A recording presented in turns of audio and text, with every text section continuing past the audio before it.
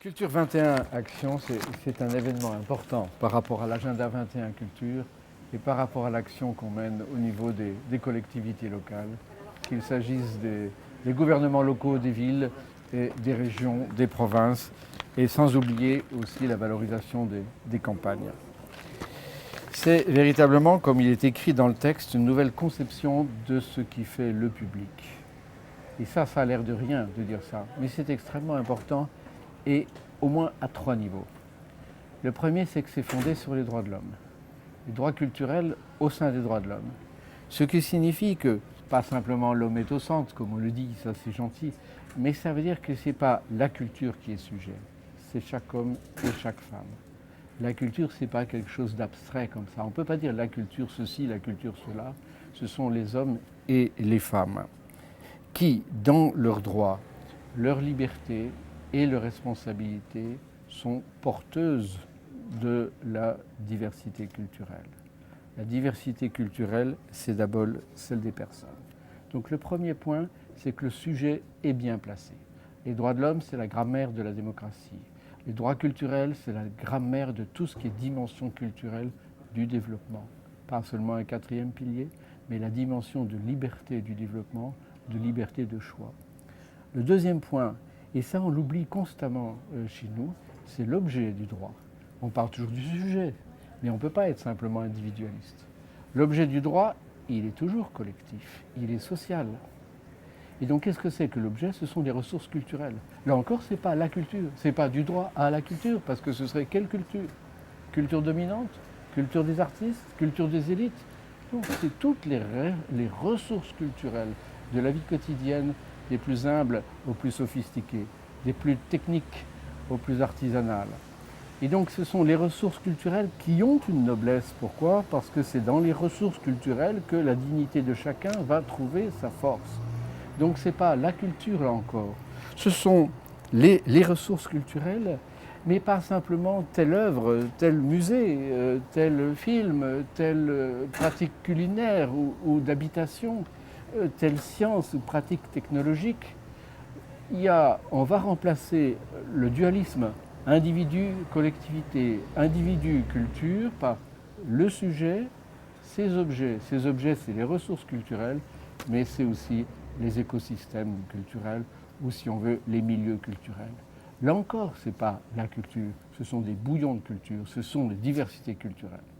Donc diversité culturelle au niveau du sujet, des personnes, diversité culturelle au niveau de l'objet, des ressources culturelles, diversité culturelle au niveau des écosystèmes culturels. Et troisième point fort, c'est que ces droits culturels, dans l'agenda 21 Culture, sont des facteurs d'inclusion.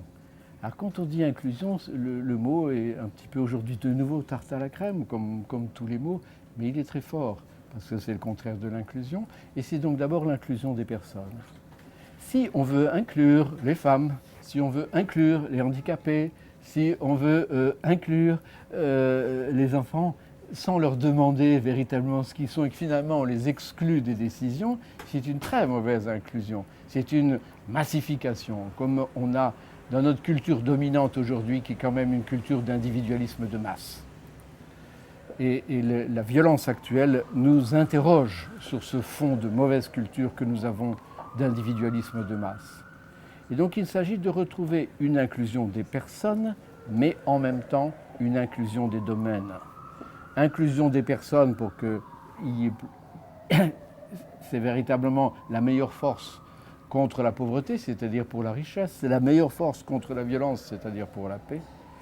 Mais ça passe par la valorisation des différents domaines culturels, sciences, arts, techniques, sport, mode de vie. Et pour qu'on n'ait pas une culture qui soit dans un endroit spécifique. Donc ici, cette espèce de transition. Ce qui fait que dans le document, pour passer des droits culturels, ce n'est pas simplement un principe général, mais à des actions, vous avez à de nombreuses reprises, je prends ici l'exemple 3, la culture et l'éducation, on va parler d'actes culturels. Je lis ici, toute transmission de savoir et tout développement de connaissances par la recherche, la comparaison et l'expérimentation constituent des actes culturels. Et on a ceci un peu partout dans le document. Ça n'a l'air de rien. Mais ça veut dire qu'on n'a pas simplement l'idée habituelle qu'il faut de la transparence, qu'il faut une société de l'information, etc. Et non, ce n'est pas du technicisme. Mais chaque acte d'information, c'est-à-dire de participation à un système interactif adéquat d'information mutuelle et savante, c'est un acte culturel. Donc on passe du droit aux actions. Et là, on est concret, là, on est tout à fait opérationnel, avec des engagements qui ne sont pas simplement des engagements d'organismes publics, mais qui, effectivement, vont pouvoir intégrer, insérer, inclure tous les acteurs, notamment les organes de la société civile, mais aussi les acteurs privés. Ce qui nous permet d'ouvrir une porte qui est encore seulement entrebâillée, qui est celle du lien entre droit culturel et violence. On parle du lien entre droit culturel et pauvreté, mais pas encore assez. Mais aujourd'hui, il est extrêmement urgent, et l'actualité nous le démontre à l'envi, de montrer que toute violence implique à sa base, à sa source, une inculture généralisée. Et que par conséquent, ce n'est pas simplement en montant les murailles qu'on va lutter contre la violence, mais c'est effectivement en développant une culture beaucoup plus puissante et surtout un respect mutuel, pas seulement une tolérance. Pas une tolérance entre des cultures, ça ne veut strictement rien dire, mais ça veut dire une approche beaucoup plus exigeante de la richesse culturelle partout, un accès de chacun, et c'est ça les droits culturels, à des ressources culturelles. Chaque fois qu'une personne a accès à une ressource culturelle, elle est plus puissante en capacité de paix, elle est plus puissante en capacité de reconnaissance parce qu'elle trouve des hommes et des femmes qui ont cette même inquiétude. Voilà. Par rapport à la peur de la violence, il faut montrer l'inquiétude du savoir. C'est un événement important et le fait qu'il y ait tellement de personnes ici qui ont poussé cela, ça veut dire qu'on a ici tout de même un espoir et on en a bien besoin.